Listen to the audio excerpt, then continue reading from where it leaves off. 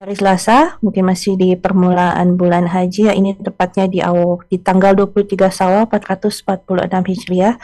Dan sebelum kajian dimulai, mungkin kita sapa kembali Ustadz kita. Assalamualaikum warahmatullahi wabarakatuh, Ustadz. Waalaikumsalam warahmatullahi wabarakatuh. Ahlan wa sahlan, barakallahu fiik. Alhamdulillah Ustadz, baik barakallah. Kajian rutin muslimah ini merupakan ta'awun antara Lorong Faradisa juga Guraba Muslimah dan bersama juga dengan jamaah kajian Muslimah Muskat Rumah Sakit Gundul Lubuk Linggau dan juga jamaah Sentul.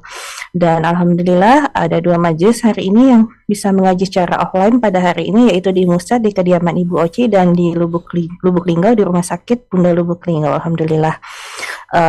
Kami ucapkan jazakumullah khairan wa barakallahu fikum kepada para sahibul bait yang telah berkenan untuk memberikan ruang tempat dan waktu di dalam majelis taman-taman surga hari ini insyaallah.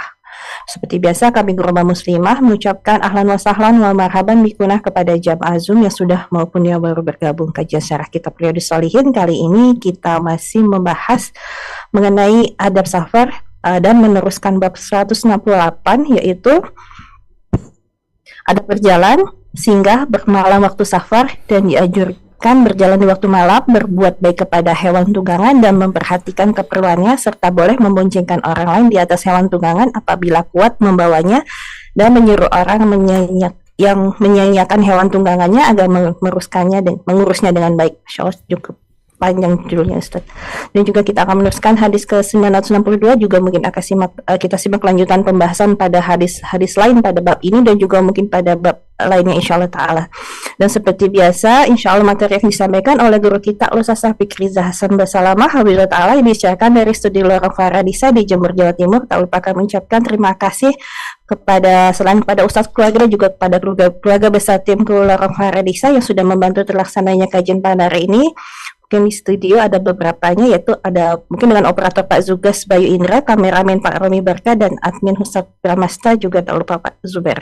Dan tim kru lainnya tidak bisa kami sebutkan satu persatu. Hafizahumullah ta'ala yang telah bekerja di balik layar, kami ucapkan jazakumullah khair wa barakallahu fikum.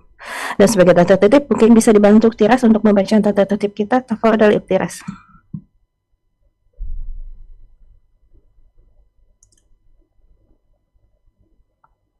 Suaranya Uktiras belum ada.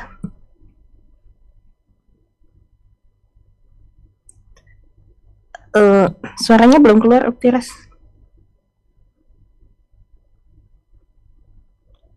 Apa?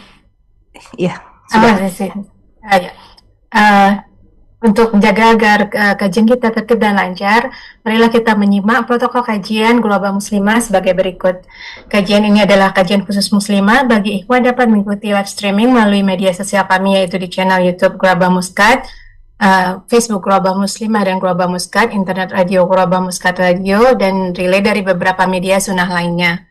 Menggunakan nama sebenarnya sehingga mudah untuk dikenali, mematikan fitur video dan mute mic audio saat join dan saat kajian berlangsung, menggunakan jilbab dan menutup aurat untuk mengantisipasi jika terjadi kesalahan teknis penggunaan Zoom, mendengarkan kajian dan berusaha untuk mencatat. Sesi tanya jawab akan diadakan pada akhir kajian. Diharapkan pertanyaan disesuaikan dengan tema kita pada hari ini.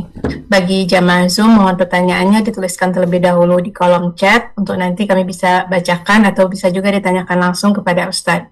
Mohon menjaga adab dalam bertanya terhadap Ustadz dan juga menjaga marwah sesama muslim jika pertanyaan menyangkut pribadi tertentu. Menghargai sesama dalam mengikuti kajian, meluruskan niat, dan berharap mendapatkan keridhaan Allah Subhanahu wa Ta'ala, sehingga ilmu ini menjadi berkah dan bermanfaat bagi kita semua di dunia dan di akhirat kelak. Amin. Allahumma amin. Demikian Tias. Jazakillah khair Tiras untuk membacakan maklumat kita pada hari ini.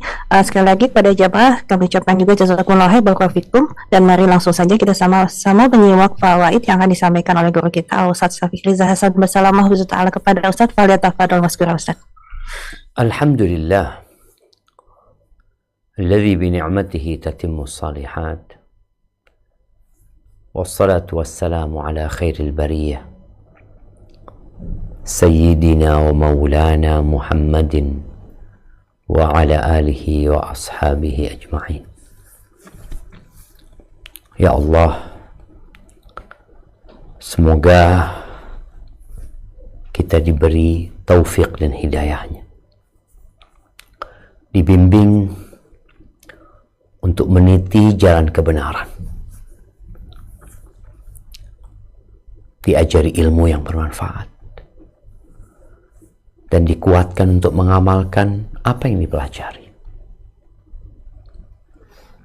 Tidak sedikit ilmu yang sudah kita pelajari, dan semoga kita dapat mengamalkannya dalam kehidupan ini. Jamaah rahimakumullah, berkaitan dengan adabus safar. Tatkala kita mengkaji satu persatu hadis Nabi SAW di kitab Riyadhus Shalihin, berpindah dari satu bab ke bab selanjutnya, kemudian ke bab selanjutnya. Di dalam pembahasan safar pun ada berbagai macam sub pembahasan, yang dalam setiap pembahasan kita akan mendapati betapa indahnya agama ini. Oleh karena itu kita memohon kepada Allah Azza wa Jalla agar kita ditetapkan di atas agama ini. Allahumma aslih lana dinana alladhi huwa ismatu amrina, wa aslih lana dunyana allati fiha ma'ashuna, wa aslih lana akhiratana allati ilaiha ma'aduna.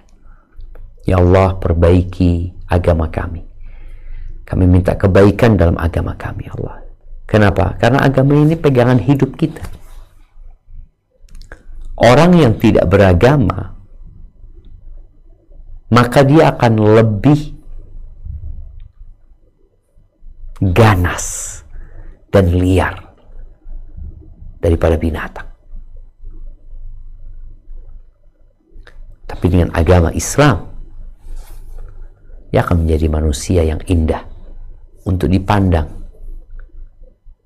indah untuk diceritakan, enak untuk diajak berbicara, karena dia seorang yang mentaati perintah Tuhannya dan menjauhi larangannya. Dan kita minta kebaikan di dunia kita, minta juga diperbaiki dunia kita. Kenapa? Kita lagi hidup di dunia. Di sini penghidupan kita. Dan memohon agar Allah memberikan kebaikan di akhirat kita. Kenapa? Karena di sanalah tempat kembali kita yang terakhir.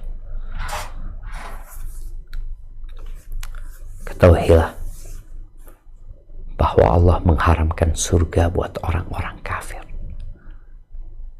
walaupun sebaik apapun dia. Maka pesan dari Allah, wala tamutunna illa wa antum muslimun. Janganlah kalian mati kecuali dalam kondisi berserah diri dalam agama Islam ini.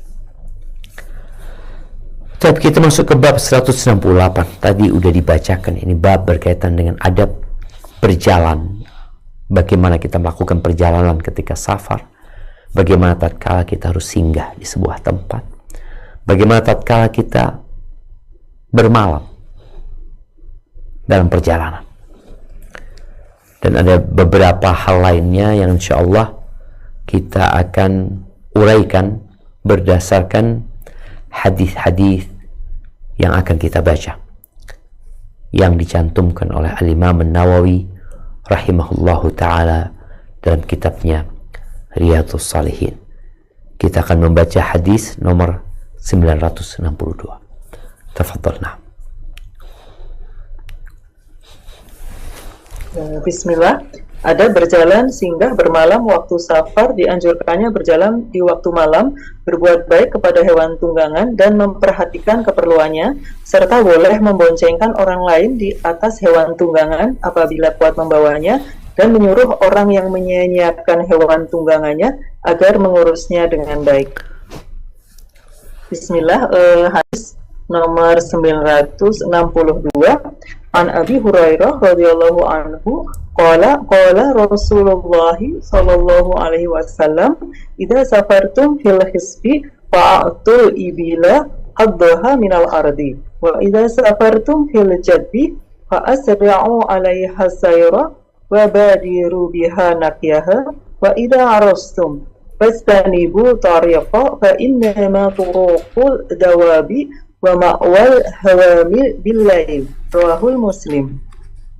Dari Abu Hurairah radhiyallahu anhu, ia mengatakan Rasulullah Shallallahu Alaihi Wasallam bersabda, apabila kalian berkendaraan di atas tanah berumput, maka berilah untamu haknya dari tanaman bumi. Dan apabila kalian berkendaraan di atas tanah gersang, maka percepatlah jalannya sehingga sampai tujuan sebelum ia kelelahan. Dan apabila singgah di waktu malam, maka jauhilah jalan, karena ia adalah tempat lalu lalang binatang yang dikendarai atau tunggangan dan tempat binatang melata yang berbahaya di waktu malam. Hadis riwayat Muslim. Barakallahu fikum. Jamaah rahimakumullah. Di sini kita lihat ya bagaimana Nabi alaihi salatu wassalam memberikan arahan kepada para sahabatnya yang dulu mereka melakukan perjalanan dengan binatang. Dan arahan ini berlanjut buat kita semuanya. Yang mungkin sebagian kita sudah tidak lagi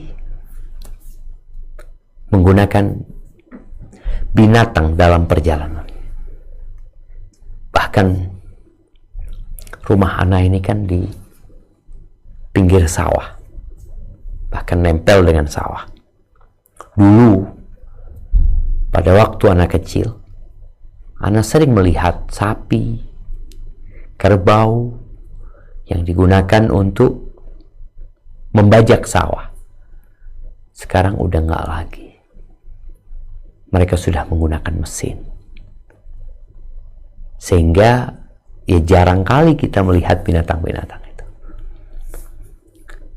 Di hadis ini Nabi alaihissalatu wassalam mengatakan, idza safartum fil khisbi,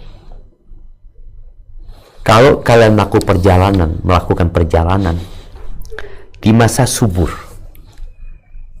ya kita akan melihat rumput-rumput tumbuh di mana-mana, pepohonan hijau.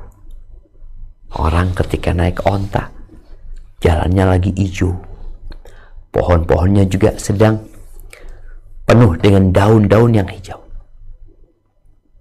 Apa yang perlu dilakukan? Perhatikan ontamu. Fa'atul ibila haddaha, kasih bagian dia. Kita tuh kadang-kadang kalau jalan ngelihat orang jualan enak, kita ingin berhenti, kita ingin makan. Karena yang kita tunggangin adalah onta atau hewan ternak atau tunggangan yang lainnya, lo berikan haknya. Biarkan dia makan, biarkan dia menikmati, jangan terburu-buru kau. Karena binatang itu pun punya hak untuk menikmati daun-daun yang hijau itu. Dan dengan dia makan, dia akan semakin kuat dan perjalananmu akan semakin menyenangkan. Karena kita tahu, ya kalau binatangnya kuat, sehat, kita akan bisa sampai mungkin lebih dahulu daripada yang lainnya, daripada kalau binatang itu sakit. Baik, ini di saat musim subur ya, ketika turunnya hujan. Wa idza safartum fil jadbi, gimana kalau perjalanannya itu di musim kemarau? Fa asri'u 'alaihi as-sayr, cepetan kalian. Jadi jangan santai-santai, jangan berhenti lagi, cepetan. Kenapa? Wabadiru biha naqi'a, supaya kalian bisa sampai sebelum ontanya kelelahan, sebelum kendaraanmu kecapean. Karena boleh jadi nih onta nggak makan lagi sudah, minum juga udah enggak. Sedangkan antum punya bekal yang hanya cukup buat pengendaranya. Maka benar-benar arahan agar kita memperhatikan kendaraan kita. Ya Ustaz, itu dulu ketika kendaraannya adalah onta, kuda, keledai.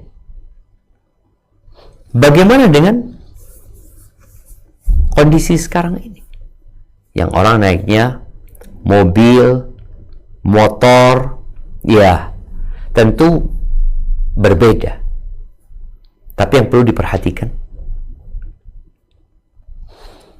bagaimana kita ketika naik kendaraan tidak membebani kendaraan kita dengan beban yang lebih, yang membuat dia jadi rusak. Bannya pecah, pirnya patah. Maka perhatikan gitu loh. Ketika engkau melakukan perjalanan jauh, ya mungkin perlu dicek olinya, dicek bahan bakarnya, airnya, kaki-kakinya. Kemudian ketika jalannya rusak, jangan kau ngebut. Ada orang kalau sekarang kan jalannya rusak, dia keburu-buru rusak mobilmu.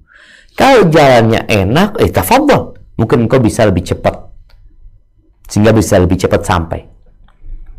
Kita melihat ya, jalan-jalan yang rusak. Penyebabnya apa? Kadang-kadang kita menjadi salah satu penyebab. Kita membawa beban yang lebih.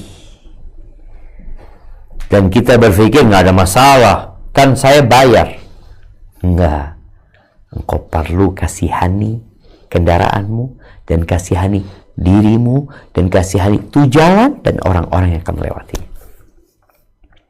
Kemudian subhanallah, wa idza arrastum fajtanibut thariq. Kalau kalian singgah di malam hari, ya orang kadang-kala kecapean, kemudian dia mau singgah, mau istirahat, jauhi jalan. Jangan singgah di jalan, minggir atau masuk ke dalam. Kita lihat ya, di tol itu ada tempat-tempat yang nggak boleh engkau singgah. Bahaya tuh tempat engkau singgah di sana. Kecuali terpaksa mobil rusak, lain lagi. Makanya kalau mau singgah, mau istirahat, ada rest area. Ini di masa sekarang. Kalau dulu, jangan di jalannya orang. Minggir. Dan kalau bisa nggak di pinggir jalan juga, agak menjauh dari jalan. Kenapa? Ya kita tahu. Kadangkala, ya namanya kendaraan, onta, apa, jalannya kecepatan, bisa jadi keinjak-injak orang ini. Karena dia di jalan atau di pinggir jalan yang dekat sekali dengan jalan tersebut. Nabi memberikan arahan itu. Kenapa? Fa innaha turuqud dawab, itu jalannya kendaraan. Jangan dibikin tidur. Jangan dibikin istirahat. Terus terang jamaah kita di negeri kita di Indonesia. Karena berharap ini disampaikan kepada yang lainnya. Banyak sekali orang-orang yang mengganggu pengendara. Dengan cara apa? Parkir di bukan tempat parkir. Atau berjualan di jalannya orang. Di jalannya orang. Dan dia merasa nggak berbuat dosa. Engkau mendolimin orang banyak loh. Di beberapa jalan, kalau Anda menuju ke Surabaya ya, ada beberapa jalan di situ ada pasar tumpah ya. Sebenarnya pemerintah Masya Allah sudah memberikan pasar, dibikin tuh pasar di dalam, tapi orang ini maunya jualan di pinggir jalan. Dan dia mungkin bertahun-tahun melakukan itu, sehingga dia tidak merasa nggak dosa gitu. Memang dari dulu aku jualan kayak gini. Engkau ngambil haknya orang. Itu orang macet sepanjang gara-gara engkau ngambil jalan untuk berjualan. Dan nggak peduli sama orang lain. Duduk di pinggir jalan aja. Nabi SAW melarang, kecuali kau berikan haknya itu jalan. Jangan ganggu orang. Silahkan berjualan, tapi jangan ganggu orang lain. Ini mau tidur aja, kata Nabi SAW, jangan di pinggir jalan. Masuk ke dalam. Itu jalannya kendaraan. Jangan dibikin istirahat. Ya, kalau sekarang orang bikin jualan, berapa banyak ya kita lihat pemerintah ini menghadapi orang-orang yang perlu disadarkan. Kadang-kala pedagang kaki lima ya, tetap maksa jualan di tempat itu. Padahal itu jalannya orang. Nanti diusir, marah-marah, merasa penghidupan dia dihalang-halangi mencari rezeki. Enggak. Ada aturannya. Agama kita juga mengatur. Engkau sebagai muslim tolong jangan sampai pada hari kiamat nantinya engkau merugi semua kebaikanmu. Gara-gara engkau ternyata dahulu engkau jualan di pinggir jalan yang membuat ratusan ribuan orang terganggu gara-gara engkau. Dan engkau merasa enggak mengganggu orang lain. Saya dari dulu memang jualan di sini. Nabi mengatakan fa innaha turuqud dawab, itu jalannya kendaraan, jangan istirahat di situ. Masuklah. Wa ma'wal hawa bil lail, dan biasanya Nabi SAW memberikan 2 alasan kenapa nggak boleh, karena itu memang jalannya kendaraan, jangan kau ambil, dan juga ada hikmah lain. Di situ tempat binatang-binatang biasanya, karena binatang itu kalau kita lihat di mana-mana ada monyet yang turun ya ke satu jalan, karena di situ ada makanan yang dibagikan atau ada makanan yang jatuh ya. Jangan. Binatang-binatang yang sedang mencari mangsa di situ, udah engkau masuk aja ke dalam dikit, orang mau istirahat. Ini benar-benar arahan dari Nabi SAW yang begitu indahnya. Kita perhatikan kendaraan kita. Nih para jamaah yang naik mobil, naik motor, perhatikan kendaraannya. Jangan dibebani dengan yang melebihi. Kalau waktunya istirahat, waktunya ganti oli, ya ganti oli. Kalau sekarang kan kayak gitu. Kalau dulu waktunya makan, ya kasih makan dia. Kalau sekarang waktunya ganti oli. Jangan dibiarin sampai rusak tuh mesinnya. Engkau yang rugi. Kalau dulu kendaraannya kelaparan, sakit, nggak bisa ditunggangin.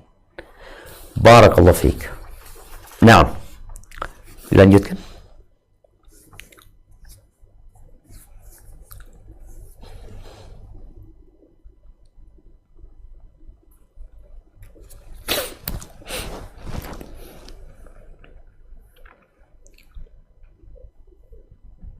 Lubuk linggau belum ada suaranya.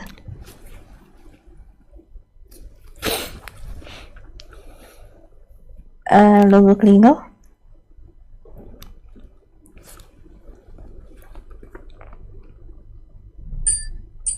Sudah. Ya, sudah. Alhamdulillah. Tafadhali. Bismillah.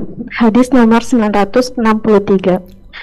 Wa'an Abi Qatadah radhiyallahu anhu qala kana Rasulullah sallallahu alaihi wasallam idza kana fi safar fa'arasa bilayli data'a ala yaminih wa idza arasa qabla as-subhi nasaba zira'ahu wa wada'a ra'sahu ala kaffi. Rawahu Muslim. Qala al-ulama innama nasaba zira'ahu li'alla yastaghriqan fi naum fatafuta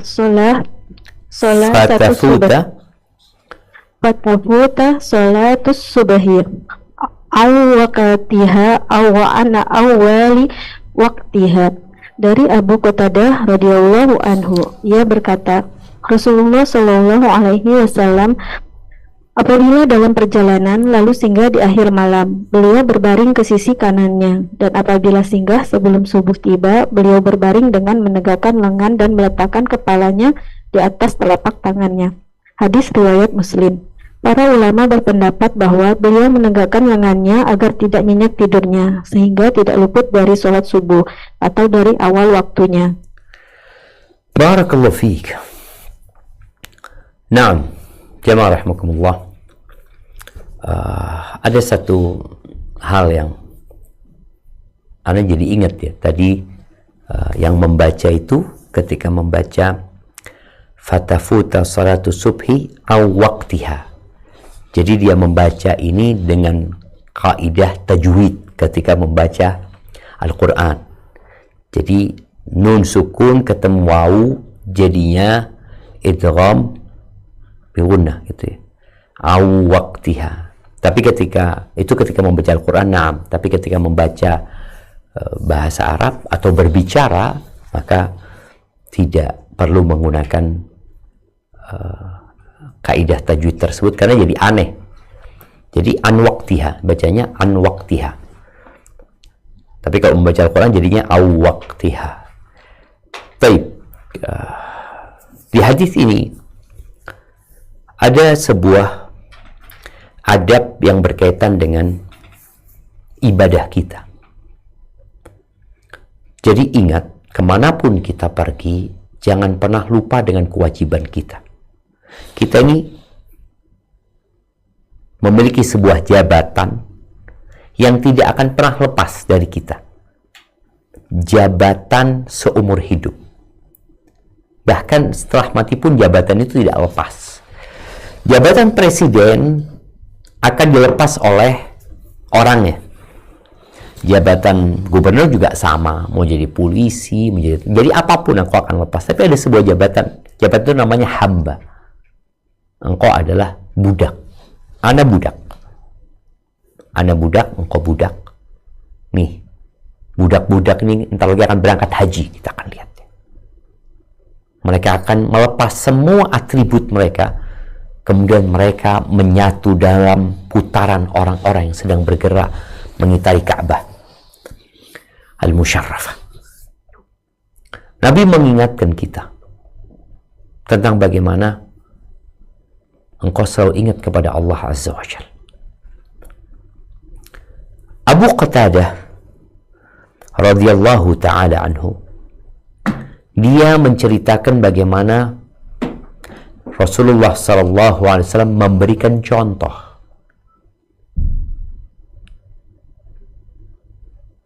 Beliau tuh alaihi salatu wassalam kalau berhenti singgah di malam hari, jadi bukan di akhir malam tapi di malam hari, beliau akan rebahan, istirahat, berbaring ke sisi kanannya. Ya seperti tidur di rumahnya, seperti tidur dimanapun. Nabi SAW menganjurkan kita untuk tidur miring ke kanan. Beliau tidur.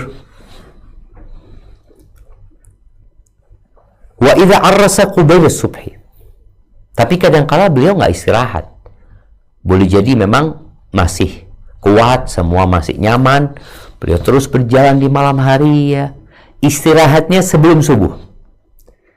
Kalau istirahatnya, singgahnya sebelum subuh, beliau tidak seperti kalau di malam hari. Beliau tidur miring ke kanan. Tapi kalau mendekati waktu subuh, beliau akan menegakkan sikunya. Nah, menegakkan lengannya ditegakkan, kemudian beliau akan letakkan kepalanya di atas telapak tangannya. Jadi nggak gini ya. Artinya orang kalau tidur kan tidur mungkin tidur seperti ini ya. Ini tidurnya nggak tegak ya. Kenapa? Soalnya sudah mau masuk waktu subuh gitu. Kalau tidurnya seperti tidur di malam hari, bisa bablas subuhnya. Dan kita mungkin pernah merasakan bablas karena kecapean ya. Kita musafir ya, pulang istirahat, masuk hotel sebelum waktu subuh, langsung kita di atas tempat tidur kita yang empuk pakai bantal, bangun jam 7. Maka adabnya enggak, kalau engkau sudah tadi subuh, ya udah engkau istirahat, tafadhol, tapi jangan sampai tenggelam dalam tidur. Artinya kalau orang separuh tidur dia siap untuk bangun gitu loh. Kondisinya bukan kondisi orang yang akan terlelap dalam tidurnya. Kata orang dulu ada tidur-tidur ayam lah. Kalau ada yang gerak bangun tuh. Maka di sini para ulama menyebutkan kenapa beliau lakukan itu. Apa sebabnya? Kok ada perbedaan posisi tidur dan gaya tidurnya? Karena kalau tidur di malam hari, namanya tidur jam 9. Ya, ada waktu 10, 11, 12, 1, 2, udah 5 jam. Bangun jam 2 itu sudah 5 jam. Bangun jam 3 udah 6 jam, udah seger gitu loh. Mudah bangunnya. Dengar suara ayam berkokok, bangun. Kalau sekarang dengar alarm, mungkin sudah bangun. Tapi ada kondisi orang yang kecapean, dan tidurnya cuma sedikit plus sudah masuk waktu subuh, maka dia alarm pun nggak bangun kadang-kala. Tapi kalau tidurnya tadi, lengannya diberdirikan, kemudian telapak tangannya digunakan untuk bantalnya, insya Allah dia akan mudah untuk bangun. Buat teman-teman, kadang-kala kita punya kawan atau sebagian kita sengaja pasang alarm setelah keluar waktu subuh. Alarmnya untuk bekerja, alarmnya di setel untuk rapat, untuk pertemuan, bukan untuk menghadap Tuhan. Bertakwalah kepada Allah Azza wa Jalla. Semua pertemuan, semua janji, semua pekerjaan, itu jangan sampai membuat kita lupa dengan tugas utama kita. Nggak ada gunanya ketika orang sibuk menghadap bosnya, tapi dia lupa untuk menghadap kepada yang menciptakan bosnya. Sebagian orang berpikir ada keuntungan di sana sehingga dia bersemangat. Ketahuilah, yang memberikan keuntungan itu adalah Allah yang mewajibkan buat kita untuk sholat.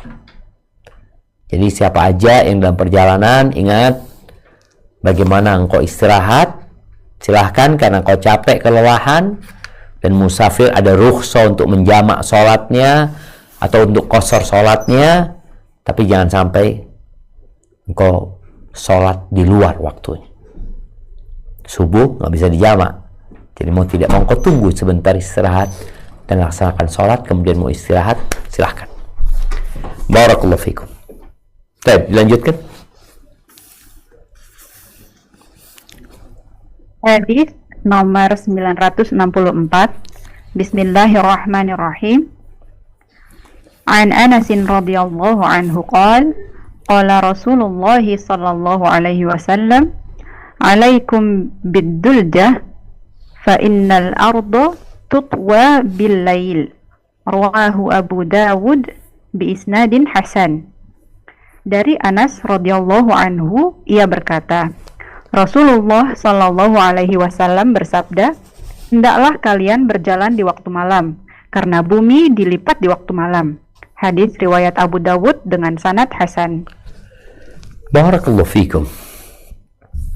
Nah, ahibati fillah, ini tidak bertentangan dengan hadis yang sempat kita bahas berkaitan dengan melakukan perjalanan di pagi hari. Enggak, di pagi hari silahkan kalau kita memang waktunya pas, tapi kalau engkau tidak di pagi hari, ya jangan tengah hari gitu, jangan pas panas-panas perjalanannya, tunggu dingin ya. Maka di sini ada arahan untuk melakukan perjalanan di malam hari malah. Nabi SAW mengatakan alaikum bid-duljah. Kalian kalau melakukan perjalanan, ya berjalan di waktu malam. Terus kita juga pernah bahas bahwasanya Nabi SAW melarang kita untuk keluar itu ketika baru tenggelam matahari, karena setan sedang bertebaran ya. Ya memang betul. Kalau mau jalan setelah itu, nggak langsung. Anda rasakan ya. Nah biasanya hari Selasa nih, Anda rasakan. Anda kajian ba'dal maghrib itu di Masjid As-Siri. Ketika Anda berangkat dari rumah, habis adzan langsung ya. Kadangkala keluar rumah itu masih banyak serangga-serangga ya, yang memang sedang keluar dia itu. Dan di waktu itu juga setan sedang bertebaran. Tapi kalau sudah mulai tenang ya, berapa menit kemudian itu sudah nggak ada. Jadi kita jalan tuh, orang naik motor, naik sepeda, itu nggak kena ke mata dia, karena mereka sudah sampai ke tempatnya mungkin ya, tempat yang dituju oleh dia. Jadi jalannya setelah itu. Apa penyebabnya? Di sini ada alasan. Nabi SAW mengatakan, fa innal arda tutwa bil-lail. sesungguhnya bumi itu dilipat di waktu malam. Bumi ini seakan-akan dilipat ya. Sebagian ulama mengatakan, iya, tutwa haqiqatan. Ya, Allah lipat dengan benar. Itu di malam hari. Sehingga jaraknya jadi lebih dekat. Sebagian mengatakan maksudnya dilipat di malam hari karena kalau melakukan perjalanan di waktu malam itu ya hawanya enak ya, nggak seperti di siang hari yang panas ya. Kemudian kalau dulu naik onta, naik kuda, dia lebih nyaman gitu, nggak kena sinar matahari yang menyebabkan dia silau, juga nggak kepanasan yang membuat dia capek. Akhirnya jalannya lebih cepat, perjalanannya jadi lebih ringan gitu. Itu ketika dilakukan di malam hari. Kemudian juga kalau kita melihat ya malam hari kan aktivitas orang sudah mulai berkurang. Orang sudah pada di rumahnya, jalan agak sepi gitu ya. Kalau sekarang kita melihat seperti itu. Tidak seperti kalau di siang hari, apalagi kalau nggak di tol ya, kita bisa melihat padatnya jalan ya. Ada yang naik motor, ada yang naik beca, ada mungkin juga dokar, ada yang jalan kaki, ada yang naik sepeda, pokoknya jalan. Tapi kalau di malam hari lebih sepi seperti itu, lebih nyaman. Ini arahan dari Nabi SAW. Kemudian ya orang kok nyetir mobil juga tenang, apalagi kalau mobilnya nggak ada AC-nya. Kalau sekarang pakai AC kan orang mau di siang di malam hari mungkin dia merasakan dingin, walaupun tetap aja kalau di siang hari ya ada kondisi yang pendinginnya tidak kuat karena sengatan matahari. Anda juga merasakan kadang-kala kita harus menurunkan jendela karena AC di dalam tidak dingin lagi.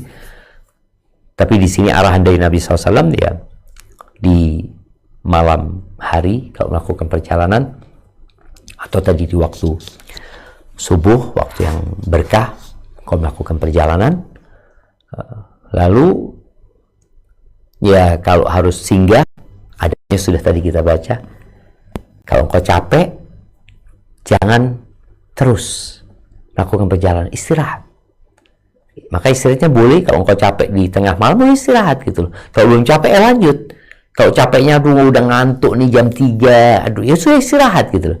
Tapi ada adab bagaimana ketika engkau harus singgah dan beristirahat. Barakallahu fiik. Nah,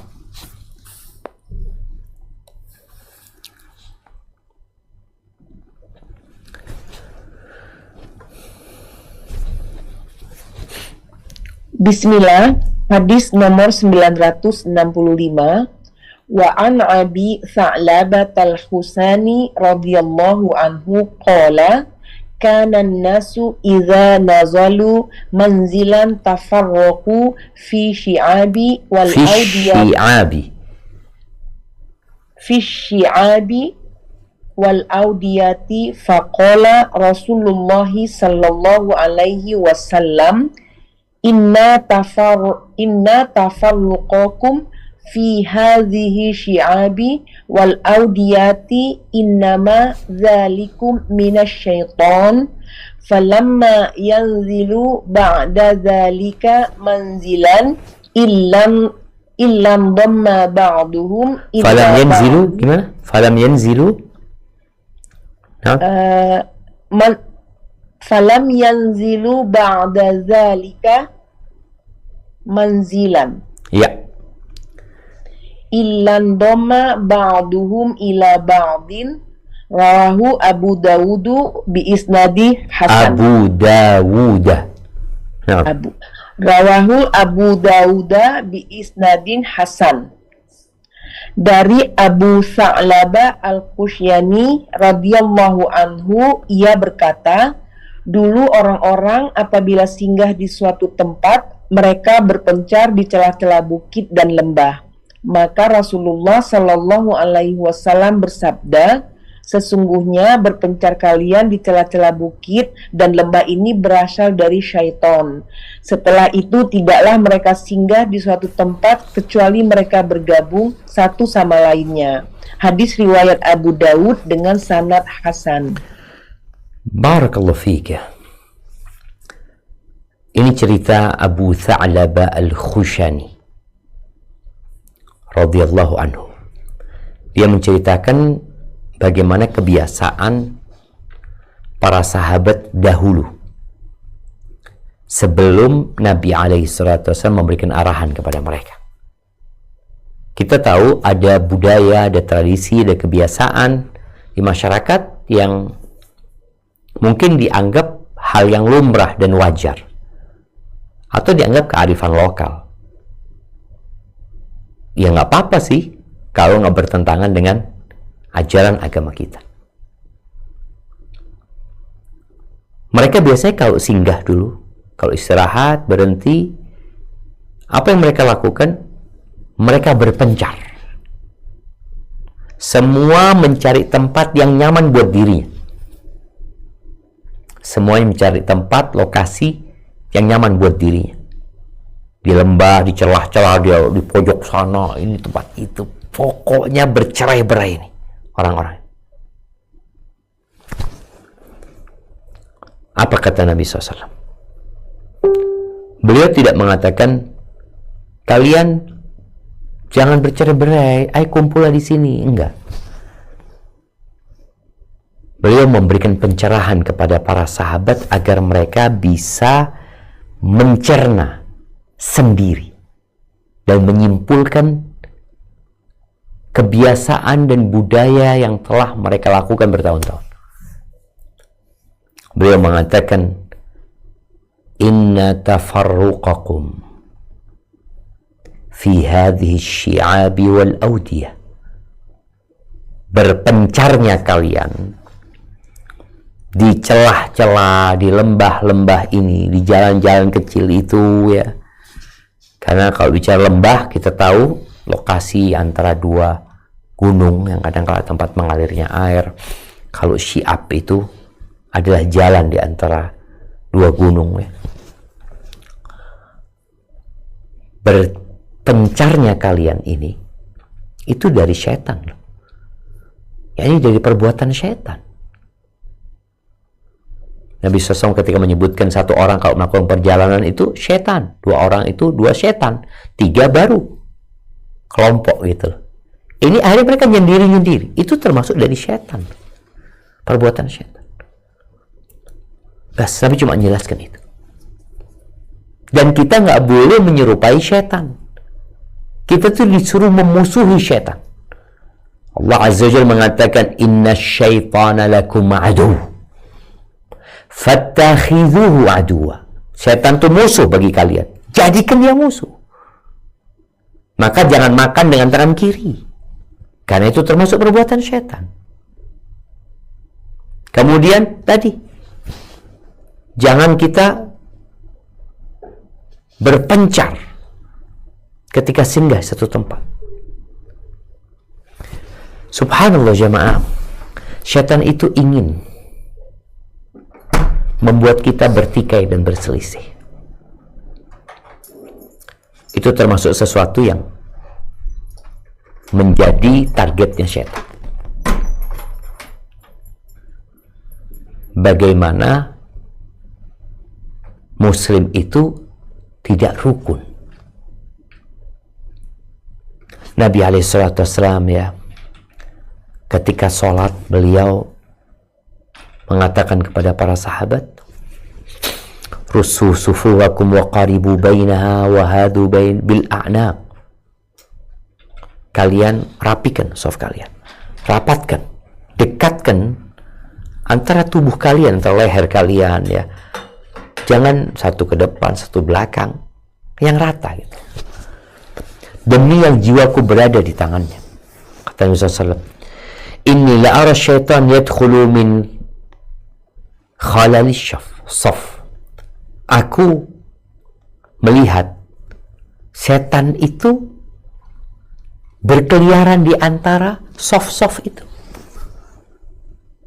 Seperti itu ya.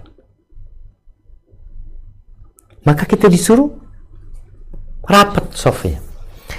Tapi ketika makan, Nabi SAW, bagaimana para sahabat mengatakan, kita itu makan tapi nggak kenyang gitu ya. Inna na'kul wa ma nashba. Kita makan tapi nggak kenyang.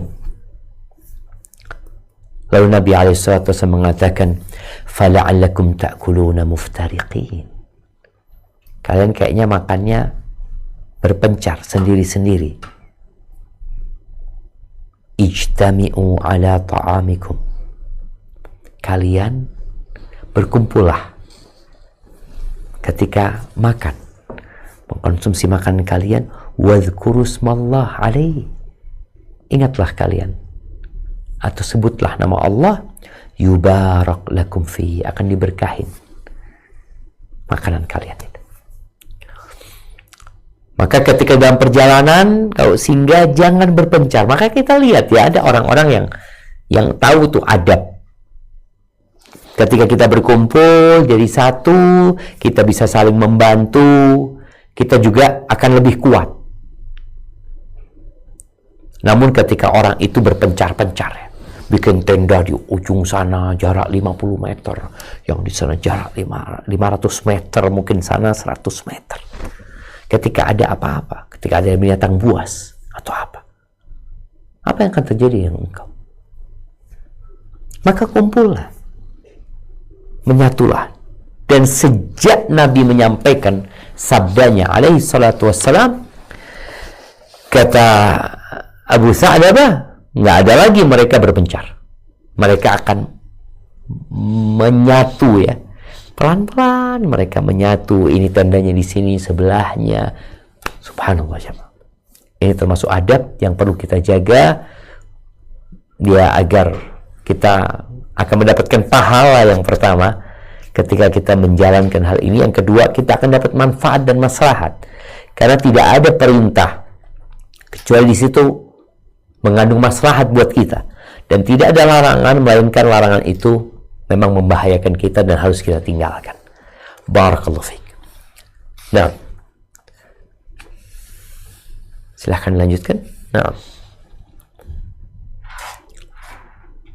Bismillahirrahmanirrahim. Hadis nomor 966.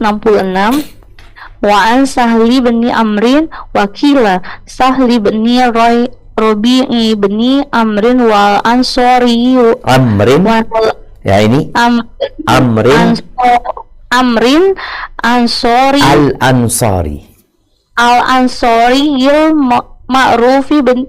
Ma'rufi bibnil Hanzaliyah wa huwa min ahli bai'atir Ridwan radhiyallahu anhu qala marra Rasulullah sallallahu alaihi wasallam biba'irin qad lahiqa zuhruhu bibatni faqala ittaqullaha fi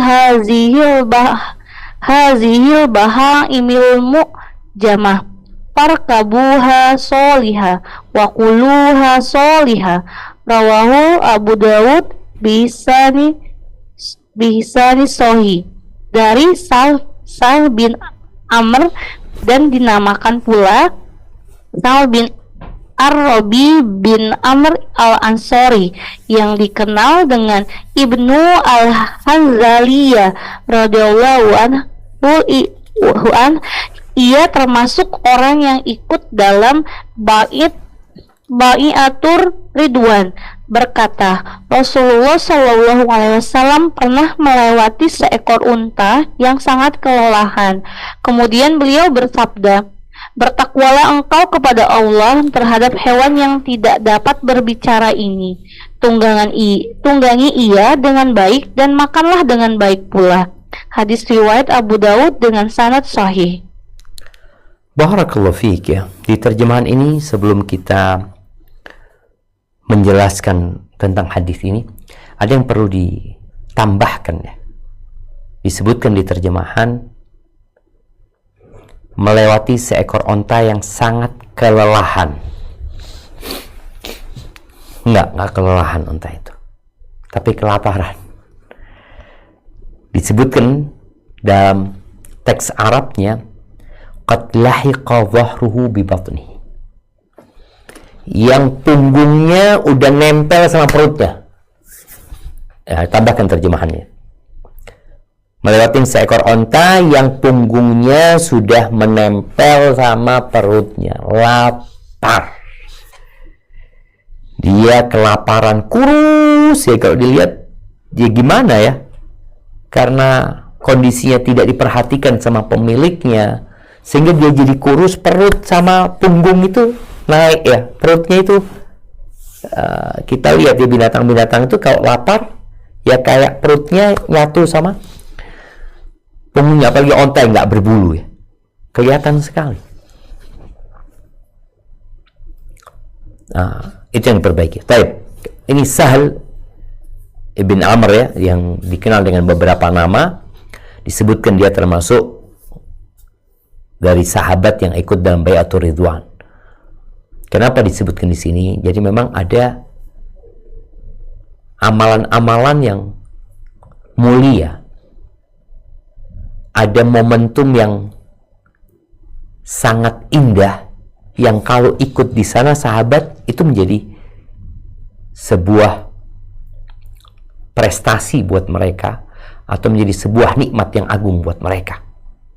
Seperti sahabat yang ikut perang Badar, beda dengan yang nggak ikut perang Badar ya. Sahabat yang ikut Bai'atur Ridwan, karena jumlah mereka cuma 1.400 kira-kira, nggak sama dengan yang nggak ikut. Maka disebutkan kelebihan sahabat yang meriwayatkan hadis ini. Maka disebutkan di sini bahwasanya Nabi SAW melewatin onta yang kelaparan, yang sangat kurus sekali, yang punggungnya udah nempel sama perutnya, atau perutnya nempel, perutnya itu naik ke atas ya. Lalu beliau mengatakan, ittaqullah fi hadhil bahaimil mu'jamah. Kata Nabi SAW, bertakwalah kalian kepada Allah. Artinya kalian akan ditanya loh sama Allah. Akan ada yaumuddin, ada hari di mana engkau akan diadili dengan semua yang engkau lakukan. فَمَنْ يَعْمَلْ مِثْقَالَ ذَرَّةٍ خَيْرًا يَرَهُ وَمَنْ يَعْمَلْ مِثْقَالَ ذَرَّةٍ شَرًّا يَرَهُ. Urusan binatang sama. Ini punya nyawa, dia punya hak untuk makan. Jangan cuma dinaikin tapi tidak diberikan haknya. Loh kan ini punya anak. Iya, milikmu itu onta. Engkau yang bertanggung jawab. Makanya kalau engkau nggak mampu merawatnya, lepas. Berikan ke orang biar dirawat sama orang. Al-mu'jama, hewan yang tidak dapat berbicara. Dia nggak bisa ngeluh, nggak bisa ngadu. Walaupun pernah ada onta yang mengadu kepada Nabi SAW karena pemiliknya tidak memberikan hak-haknya. Tapi ini emang nggak bisa ngomong dia. Farkabuha salihatan. Kalian tunggangi dalam kondisi dia itu ya baik gitu loh. Sehat, bugar. Wa kuluha salihah. Kalau kalian mau sembelih, ya sembelih dalam kondisi dia itu sehat juga gitu loh. Bukan dibiarkan kurus sama aduh kesian sudah. Ya kesian gimana? Potong aja sudah. Lu nggak masalah engkau potong, memang dia diciptakan untuk dinikmati oleh manusia, tapi dia punya hak yang harus engkau berikan kepada dia. Tunggangin dalam kondisi segar bugar, dan ketika engkau mau sembelih, engkau mau potong, engkau mau makan, ya silahkan, tapi dalam kondisi dia sehat. Jangan dibiarkan dia sakit ya. Jangan dibiarkan dia kelaparan. Di hadis lainnya Nabi SAW ya, beliau pernah lewat onta yang diparkir di pintu masjid. Beliau keluar gitu ngelihat ada onta tuh lagi diparkir, diikat. Biasanya kalau diparkir itu diikat lututnya supaya dia duduk nggak kemana-mana. Bukan diikat lehernya karena dia bisa menariknya, tapi diikat lututnya biasanya.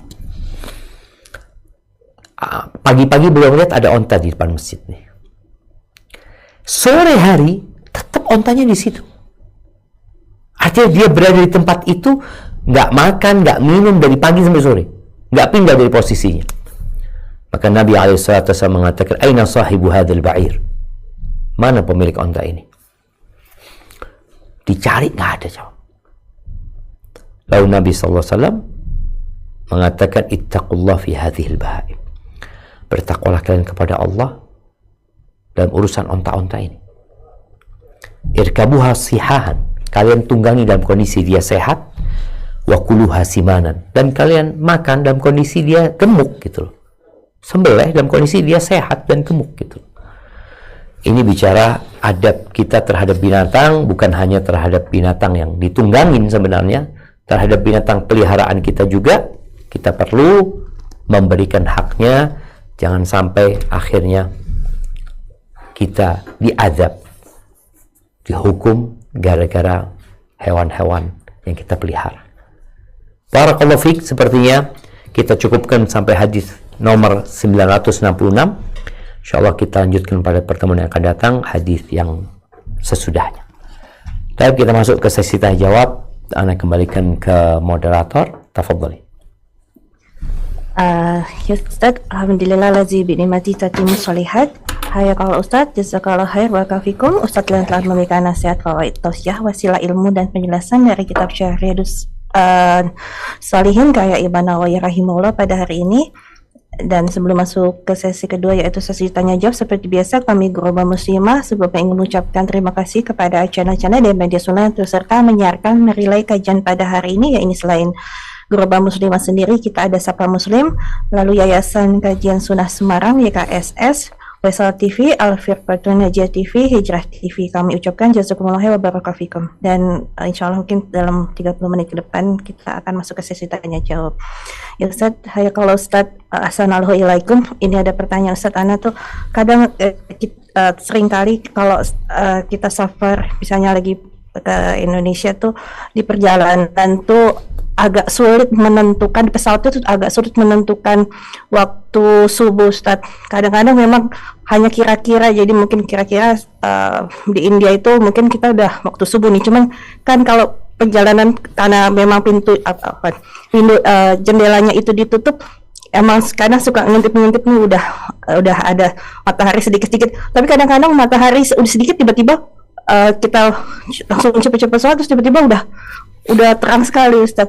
Nah ini jadi agak suka apa ya Ustaz ya, gak yakin juga dengan sholatnya kita subuhnya ini untuk urusan waktu Ustaz. Apakah boleh Ustaz biar lebih yakin lagi, tapi apakah mungkin sholat subuh ini harus kita ulang, jadi sebelum mataharinya kelihatan nanti kita ulang lagi setelah sedikit matahari kelihatan, atau bagaimana Ustaz supaya bisa lebih yakin lagi Ustaz ketika safar? Masya Allah, barakallahu fiik. Naam ahibati fillah. Yang pertama, kita tahu bahwasanya kewajiban salat ini kewajiban yang sudah ditetapkan waktunya. Inna salata kanat 'alal mu'minin kitaban mawquta. Waktunya udah ditetapin. Maka kalau orang melakukan salat sebelum waktunya nggak akan diterima. Begitu pula sesudah lewat waktunya. Jadi benar-benar Allah sudah tetapkan waktunya. Yang kedua, ada syarat dan rukun yang harus dipenuhi dalam ibadah sholat itu. Mulai harus berwudu, bersuci, kemudian ada rukun berdiri, ya, ada syarat menghadap kiblat, ya, ada hal-hal yang memang harus dipenuhi. Nah, ketika orang sholat di pesawat, maka hendaknya dia berusaha semaksimal mungkin untuk memenuhi syarat dan rukun sholat tersebut semaksimal mungkin, semampu dia. Kemudian dia sholat.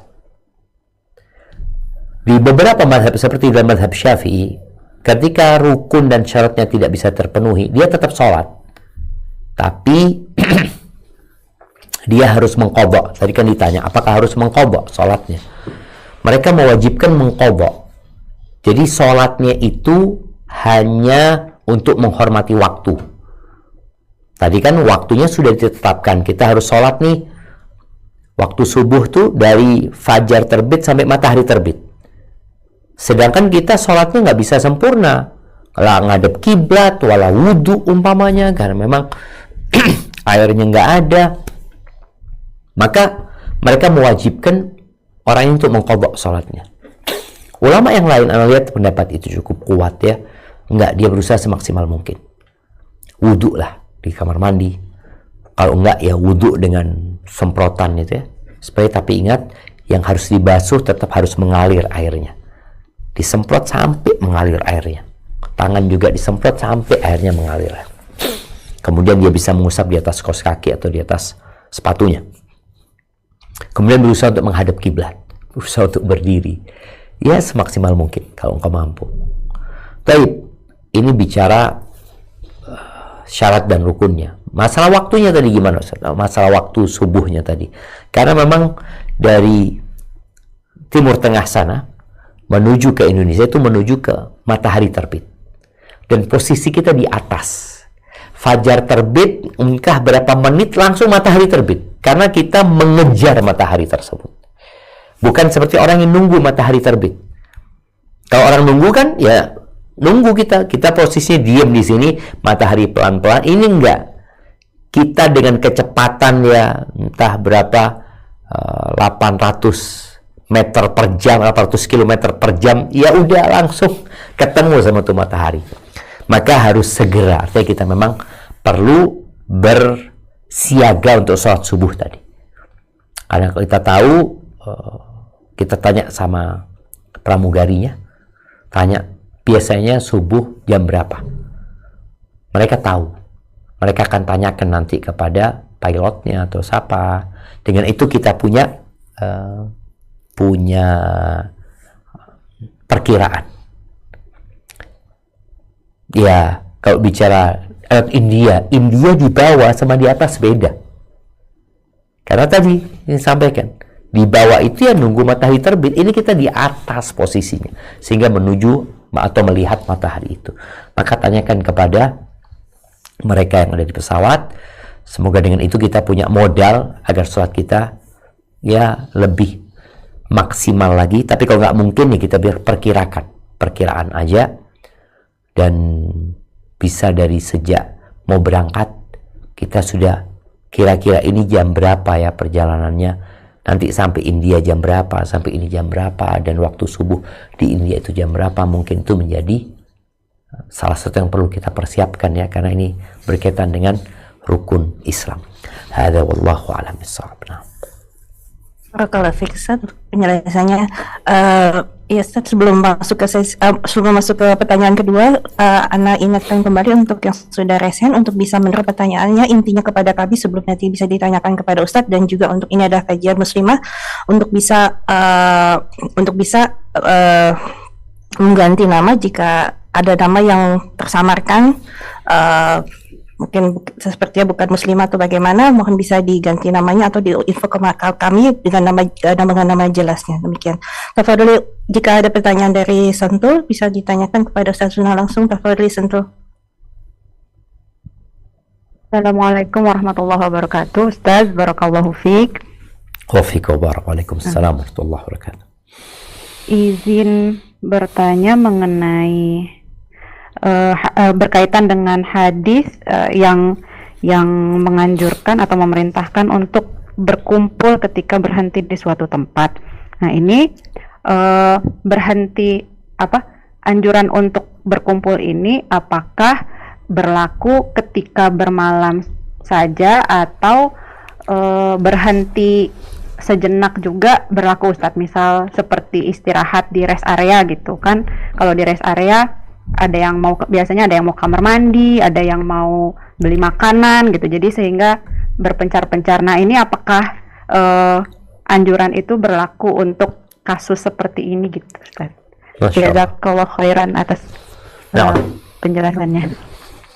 Barakallahu fiik. Iya, berhenti yang dimaksud adalah berhenti yang untuk beristirahat di tempat itu. Kalau tadi berhentinya di rest area kan memang sudah disediakan tempat untuk kumpul ya di situ. Ketika berhenti di satu tempat, maunya di sini mobilnya berhenti, ya. Terus toiletnya di sini. Mereka kan akan balik ke tempat ini. Mereka ke toilet, terus balik ke sini. Yang mau ke resto balik ke sini. Jadi tempat berhentinya itu tetap tempat untuk menyatu ya, tidak menyendiri mobilnya itu. Usahakan memang menyatu dengan yang lainnya. Kalau bicara ke toilet dulu juga sama. Ketika mereka singgah, lalu ada yang kepingin ke toilet, mereka harus menjauh menuju ke padang pasir umpamanya. Mereka bukan berhenti, mereka sedang pergi untuk hajatnya. Tapi istirahat dan singgahnya ya kumpul di tempat itu. Jadi nggak ada masalah ketika dia kumpul di tempat yang sama, bareng-bareng di sana, kemudian masing-masing punya hajat, ya silahkan mereka menunaikan hajatnya, setelah itu mereka kembali lagi ke tempat kumpul itu. Hadza wallahu a'lam bissawab. Barakallahu fiik, Ustaz. Mungkin sebelum kita membacakan pertanyaan dari jamaah Zoom, ada yang ingin disampaikan dari Ukti Putri, tafadholi Ukti Putri. Jazakillah khairan Putri. Assalamualaikum warahmatullahi wabarakatuh, Ustaz. Assalamualaikum ilaikum, Ustaz. Ustaz, Ana mau bertanya tentang hadis Ibnu Majah, Ustaz, yang mengatakan wanita-wanita mukmin apabila mereka melakukan hijrah kepada Rasulullah, maka mereka akan diuji dengan firman Allah Subhanahu wa taala, "Wahai Nabi, apabila wanita-wanita mukmin datang kepadamu melakukan baiat." Ana kurang paham, Ustaz, apakah hadis ini sahih dan apa maksudnya gitu, Ustaz. Yang kedua, Ustaz, tunggu Afan dilanjutkan ya, hadisnya dilanjutkan. Ana cuma dapat itu aja hadisnya, Ustaz. Yang jadi pertanyaan tentang kesahihan hadis itu. Iya, Ustaz. Kalau memang hadis itu sahih, itu maksudnya apa ya, Ustaz ya? Nah, Ustaz, yang kedua tentang ini, Ustaz, anak punya ya sahabat-sahabat lah, Ustaz, yang suka safar ke negeri kufar ketika kami masih awam, belum mengenal sunnah gitu, Ustaz. Tapi ketika kami diskusi, teman anak ada juga yang mengatakan tidak apa-apa gitu, Ustaz, ke safar ke negeri kufar, yang penting kita ditemani mahram. Toh selama di sana kita tidak meninggalkan perintah Allah, kita tetap sholat 5 waktu, kita tetap membaca Al-Quran, kita tetap menjalankan sholat sunnah, dan tidak ada kita kerjakan larangan-larangan gitu, Ustaz. Menurut Ustaz gimana, Ustaz? Mohon nasihatnya, Ustaz. Jazakallahu khairan, Ustaz. Barakallahu fiik. Barakallahu fiik. Nah, berkaitan dengan pertanyaan pertama, Ana nggak tahu ya tentang hadis itu. Tapi kalau bicara perempuan-perempuan yang hijrah, bagaimana sikap Nabi dan para sahabat kepada wanita yang hijrah itu Allah sebutkan di surat Al-Mumtahanah ya, di ayat 10, di mana Allah Azza wa Jalla mengatakan, ya ayyuhalladzina amanu idza ja'akumul mu'minat muhajiratin famtahinuhunna. Apabila datang kepada kalian wanita-wanita yang berhijrah, wanita-wanita mu'min, maka kalian ujilah mereka. Bagaimana menguji? Ya, diuji apakah mereka benar-benar beriman ya, atau mereka pura-pura beriman. Karena boleh jadi ada yang mungkin mata-mata yang dikirim ya, diuji, dilihat benar nggak mereka keimanannya. Mungkin dilihat dari tanda-tanda mereka, mungkin ditanyakan hal-hal kepada mereka. Itu buat mereka yang tahu-tahu hijrah meninggalkan suaminya. Karena ini berkaitan nanti ketika dia punya suami, boleh jadi suaminya datang menuntut. Maka di ayat ini dibahas memang, ketika suaminya menuntut, ya dibayarin maharnya. Ini istriku ini loh. Kok tahu-tahu dia pergi gitu loh. Ya sudah, bagaimana kita diperintahkan untuk memberikan bayar atau melunasin mahar, mengembalikan mahar yang pernah diberikan laki-laki itu kepada wanita yang hijrah ini. Itu memang ada aturannya, tadi mungkin bisa dibahas di tafsir atau dibaca di tafsir surat Al-Mumtahanah ayat 10. Berkaitan dengan safar ke negeri kafir, maka perlu dilihat apa tujuannya. Hukum asalnya nggak boleh. Kalau bicara hukum asalnya, maka tidak boleh safar ke negeri-negeri kafir, kecuali ada tujuan dan dipenuhinya syarat-syarat. Begitu pula yang belajar. Ada orang berangkat ke negeri kafir untuk dagang, untuk berdagang dia. Oke, tujuannya boleh nih ketika dia mau melakukan perdagangan. Tapi ada syarat nih. Engkau bisa nggak kira-kira menjaga keimananmu di sana? Kalau dikatakan, oh insya Allah aku akan jaga keimananku dan lingkungannya juga mendukung ini dan itu, insya Allah nggak akan tergoda dengan fitnahnya dari sana, selesai pulang. Jadi ada yang tujuannya tadi berdagang, maka boleh dia berangkat tapi sesuai dengan keperluannya. Selesai keperluannya udah pulang dia seperti itu. Tujuannya menuntut ilmu di negeri itu. Ilmu apa gitu? Apa nggak ada di negeri kita? Kok sampai menuntut di sana? Oh nggak ada dan memang dibutuhkan umpamanya. Belajar ke sana. Tapi syarat-syarat tadi, mampukah dia menjaga agamanya, menegakkan agamanya? Maka kalau ternyata nggak mampu, maka nggak boleh buat dia. Karena kita punya modal ini harus dijaga. Jangan sampai kita mencari keuntungan lalu kehilangan modal kita sendiri. Jadi seperti itu, mungkin kembali kepada tujuan dia berangkat ke negeri tadi, safar ke sana, apa tujuannya memang diperbolehkan, kemudian kalau memang ternyata boleh, nggak ada masalah gitu lah. Oke, kalau boleh, terus apakah syarat dan ketentuan terpenuhi? Kalau tadi bicara adanya mahram, mamanya bisa menegakkan agama. Karena ada teman-teman kita yang merantau ya, bekerja mungkin dia di negeri-negeri yang tidak bertoleransi. Alhamdulillah. Yahdikumullah yuslih balakum. Di mana sholat nggak boleh, puasa nggak boleh. Di beberapa daerah di Jepang sana, teman-teman kita yang bekerja nggak boleh puasa. Mungkin nggak semuanya, tapi ada kondisi yang nggak boleh. Terus gimana? Pulang, jangan bertahan di tempat itu gitu. Insya Allah bumi Allah luas dan Allah akan kasih rezeki kita di mana kita berada. Hadza wallahu a'lam bissawab. Barakallahu fiik Ustaz. Atafadhali Ukti Uut bisa menyampaikan pertanyaan kepada Ustaz Zunar langsung. Jazakallahu khair Ukti Tias. Assalamualaikum warahmatullahi wabarakatuh. Assalamualaikum Ustaz. Ada pertanyaan di luar tema Ustaz dari salah seorang jamaah. Apakah suami yang suka judi online sudah cukup menjadi alasan seorang istri untuk meminta cerai Ustaz? Jazakumullah khair, barakallahu fiikum. Barakallahu fiik ya. Kalau bicara apakah suami yang kecanduan atau suka judi online sudah bisa menjadi alasan seorang istri gugat cerai? Kalau bicara hukum fikihnya, ya boleh. Itu jadi alasan.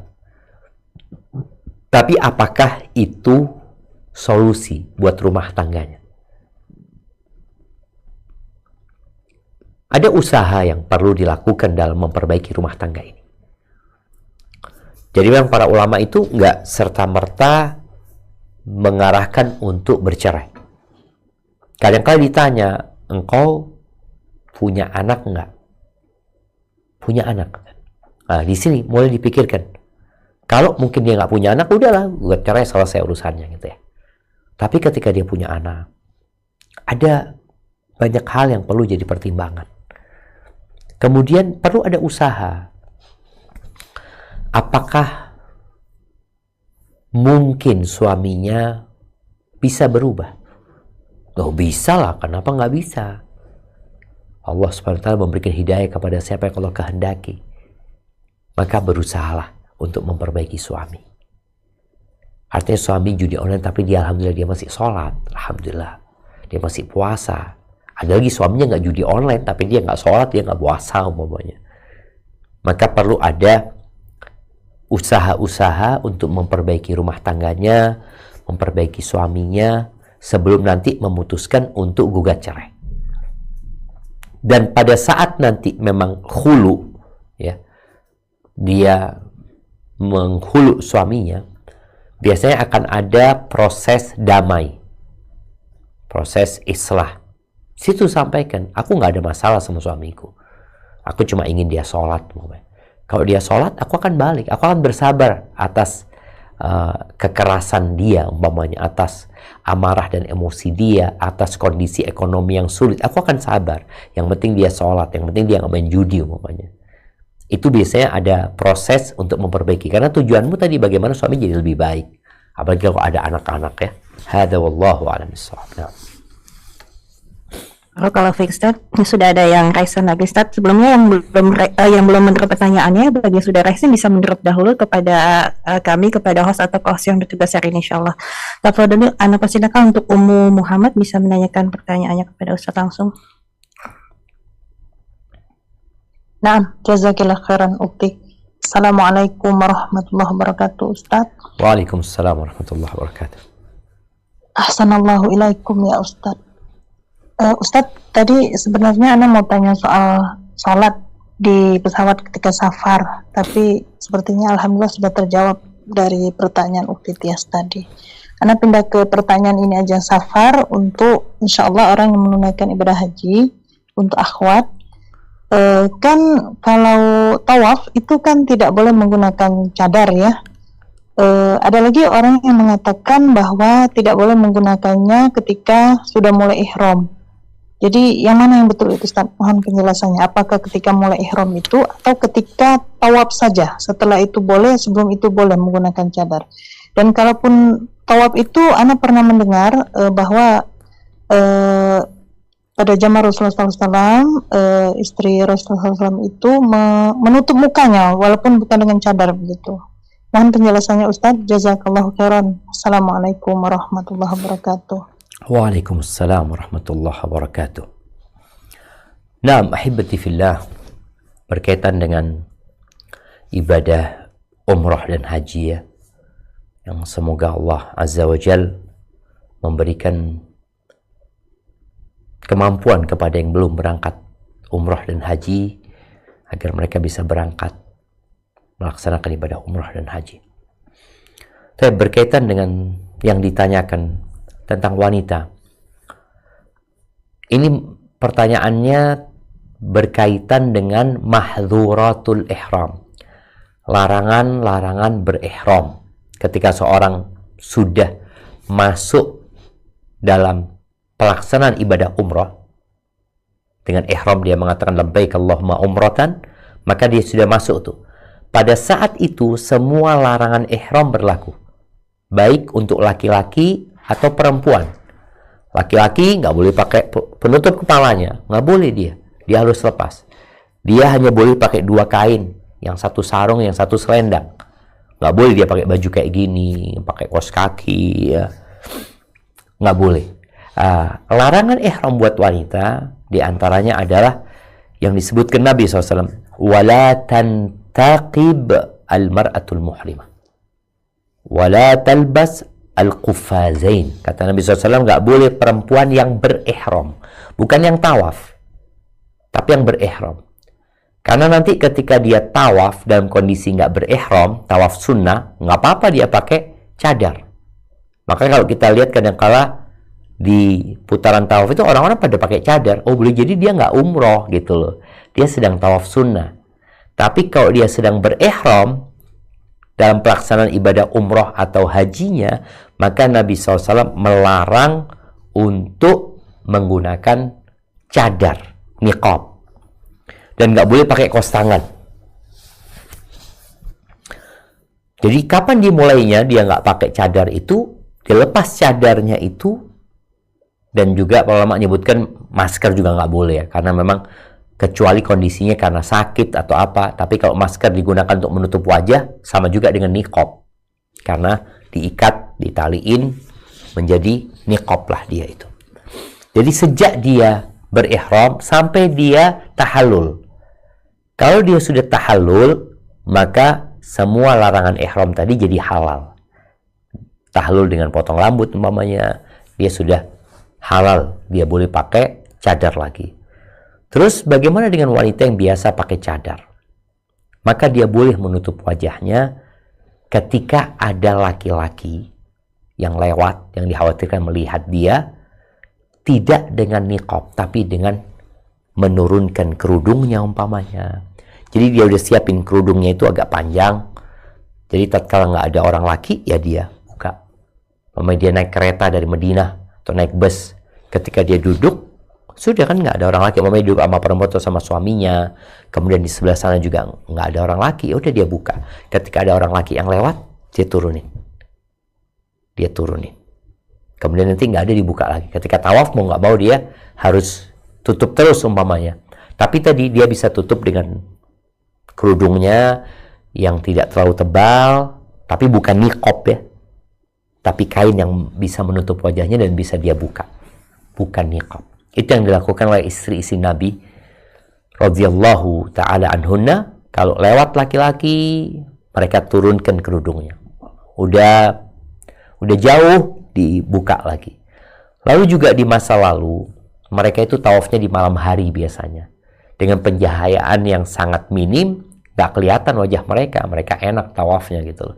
Kalau sekarang kan terang benderang. Jadi kalau dibuka ya akan kelihatan orang. Paling tidak dia bisa tutup dengan kain kerudungnya. Ya dicari kain yang tidak terlalu tebal. Paling enggak samar-samar tapi dia tetap bisa melihat dengan nyaman. Itu dipakai atau dia nggak boleh pakai niqab sampai tahallul. Hadza wallahu a'lam bissawab. Nah. Kalau Ustaz, dengan sisa waktu apa mungkin Ustaz 3-4 lagi Ustaz? Kita lihat pertanyaannya. Yes, Ustaz, insyaallah. Tafadhol Uktiras bisa menyampaikan pertanyaan dari jamaah Zoom. Baik, Uktiras. Assalamualaikum warahmatullahi wabarakatuh, Ustaz. Assalamualaikum. Berikut pertanyaan dari jamaah Ustaz. Khuf ini apakah berlaku juga untuk yang mukim? Dan apakah khuf ini bisa dilakukan ketika kita di suatu tempat yang susah wudhu karena toiletnya tidak standar untuk wudhu? Tapi ketika keluar dari rumah kita tidak ada niat khuf karena tidak memprediksikan akan susah berwudhu secara sempurna. Demikian Ustaz. Barakallahu fikum ya. Ya, berkaitan dengan al-mashu 'alal khuffain. Jadi ada bab di babut taharah itu atau bab wudu mengusap di atas khuf. Khuf itu seperti kaos kaki dari kulit ya. Kaos kaki dari kulit yang biasanya digunakan di musim dingin dahulu itu. Untuk menjaga telapak kakinya supaya nggak pecah-pecah, apalagi di daerah-daerah yang ekstrim. Dikiaskan kepada khuf kaos kaki. Kaos kaki atau sepatu yang menutup mata kaki. Jadi syaratnya khuf itu harus menutup area yang memang harus dibasuh kaki. Sampai mata kaki kan? Itu harus tertutup. Jadi kalau ternyata kaos kakinya nggak menutupin, nggak boleh dia mengusap di atas khufnya. Tapi apakah khuf ini, mengusap di atas khuf ini berlaku untuk musafir dan mukim? Nah, berlaku untuk musafir dan mukim. Untuk musafir itu dia boleh mengusap di atas khufnya 3 hari 3 malam. Adapun untuk orang yang mukim, dia hanya boleh sehari semalam, 24 jam lah dia mengusap di atas khufnya. Dengan syarat ketika dia pakai itu kaos kaki yang menutupin area yang dibasuh di kakinya itu, dia sudah kondisi bersuci. Jadi nggak perlu niat, oh nanti aku akan ngusap, enggak. Yang penting dia pakai khufnya itu atau pakai kaos kaki yang menutupi itu dalam kondisi dia sudah berwudu. Jadi kalau nanti dia, oh aku mau buka atau aku mau mengusap di atas khuf, dia punya pilihan. Seperti itu. Jadi untuk mukim boleh, untuk musafir cuma lebih panjang 3 hari 3 malam. Adapun untuk orang yang mukim maka dia boleh sehari semalam saja. Di rumah, kita main di rumah di musim dingin. Di rumah aja aduh malas mau membasuh kaki, tapi alhamdulillah udah pakai tadi dalam kondisi suci, ya udah tinggal diusap di atas khufnya. Hadza wallahu a'lam bissawab. Nah. Kalau fikih Ustaz, semoga bisa dipahami khususnya untuk UTI yang sudah bertanya. Ustaz ada pertanyaan, mungkin ini sepertinya pertanyaannya titipan dari suaminya Ustaz. Semoga Ustaz berkenan untuk menjawab Ustaz ya. Ini pertanyaannya mengenai jenggot dan kumis Ustaz. Dengan hadis potong pendeklah kumis dan biarkanlah pelihara jenggot, diperbolehkan atau tidaknya jika kumisnya dicukur bersih atau pelantas Ustaz? Pertanyaan demikian Ustaz. Barakallahu fikum ya. Berkaitan dengan hadis Nabi SAW, uhfu syawarib ya. Habiskan kumis ya. Di sini ada dua penjelasan para ulama. Yang pertama, dihabiskan ya dihabisin. Jadi dikerok gitu kumisnya ya. Karena kita lihat ada orang-orang yang mengerok kumisnya. Yang kedua, tidak. Yang dihabiskan itu adalah yang menutup bibirnya. Jadi dirapikan kumisnya itu. Jadi tetap orang laki-laki itu pakai kumis. Bukan kumisnya habis. Dan ini mungkin Anda lihat pendapat yang lebih kuat ya. Jadi kumis itu tidak dihabiskan, tapi dia dirapikan kumisnya itu. Bahkan sebagian ulama berpendapat bahwasanya mencukur habis kumis itu termasuk muslai, termasuk merubah ciptaan Allah SWT yang nggak boleh gitu loh. Itu sebagian pendapat ulama, tapi sebagian tadi Anda sampaikan ada yang mengatakan nggak masalah. Wallahu a'lam bishawab. Yang lebih mendekati insya Allah adalah merapikan kumisnya, tidak sampai kumisnya itu menutup bibirnya ya. Kadangkala sebagian orang itu memang kumisnya itu jadi sarikan kopi ya. Jadi ketika dia minum kopi itu ampasnya itu nempel di enggak. Yang sunnah itu ya ditipisin ya. Ditipisin kumisnya, tidak sampai dihabiskan. Walaupun ada yang membolehkan tadi Anda sudah sampaikan. Hadza wallahu a'lam bishawab. Nah. Barakallahu fiik Ustaz. Tafadhali Ukti Uwad bisa membacakan pertanyaan dari jamaah Zoom. Jazakallahu khair Ukti Tias. Assalamualaikum warahmatullahi wabarakatuh. Waalaikumsalam warahmatullahi wabarakatuh. Afwan, izin bertanya. Ana mempunyai ibu yang sudah lama sakit dan beliau bersama dengan adik Ana. Kami 5 bersaudara, yang 4 orang satu kampung dengan ibu. Hanya Ana yang agak jauh dari ibu. Yang ingin Ana tanyakan, bagaimana hukumnya jika Ana datang ke ibu Ana sendirian tanpa mahram dengan motor ataupun naik kendaraan umum, Ustaz? Berapa jauh? Jauhnya sekitar 12 kilo, Ustaz. 12 kilo. Sedangkan dari ayah Ana dulu punya aturan yang kekeh bahwa anak-anak perempuan beliau tidak diperbolehkan keluar sendiri tanpa mahram. Sedangkan Ana jika menunggu suami kadang sampai 2 minggu tidak mengunjungi ibu. Jadi bagaimana apa yang harus Ana lakukan? Ustaz, ini pertanyaannya ada 2, Ustaz. Yang kedua, bagaimana hukumnya suami yang tidak memberikan uang pegangan kepada istri? Memang di rumah sudah ada nasi ataupun lauk, tapi kadang dengan beberapa anak di rumah ada yang minta jajan. Ada juga keperluan yang tidak terduga. Bagaimana hukumnya, Ustaz? Jazakumullah khair, barakallahu fikum. Barakallahu fiik ya. Berkaitan dengan pertanyaan yang pertama ya.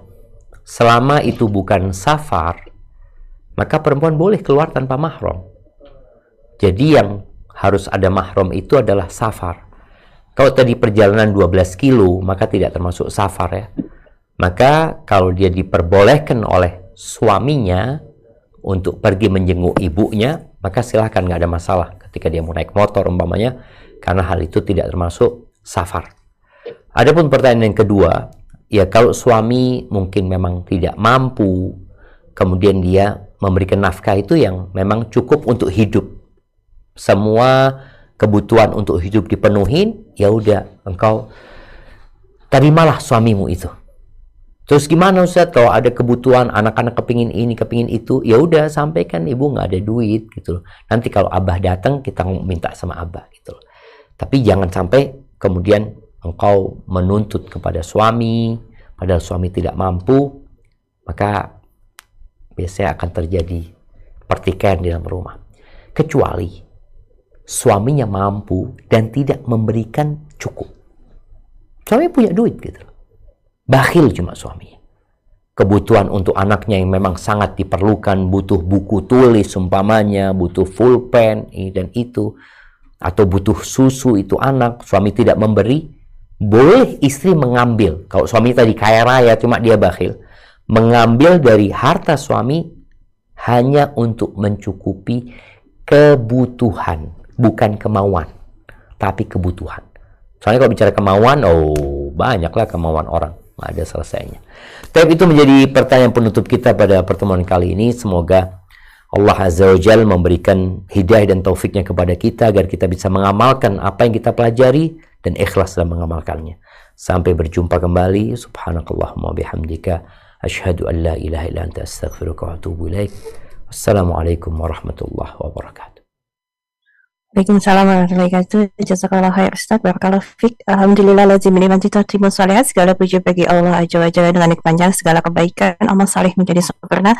Telah berakhir kajian hari ini. Kami Guru Muskat, Guru Muslimah mengucapkan jazakumullah khair baik atas partisipasinya di kajian kali ini, baik yang mengikuti kajian online secara online dan juga offline, juga terutama untuk jamaah yang sudah berpartisipasi untuk bertanya. Semoga Allah Azza wa Jalla memberikan keridhoannya melalui pertanyaan antuna, agar bisa memberikan ilmu manfaat dan ya maka juga bagi lain ikut serta mendengarkannya sebagai amal pembelaan untuk antuna. Amin Allahumma amin.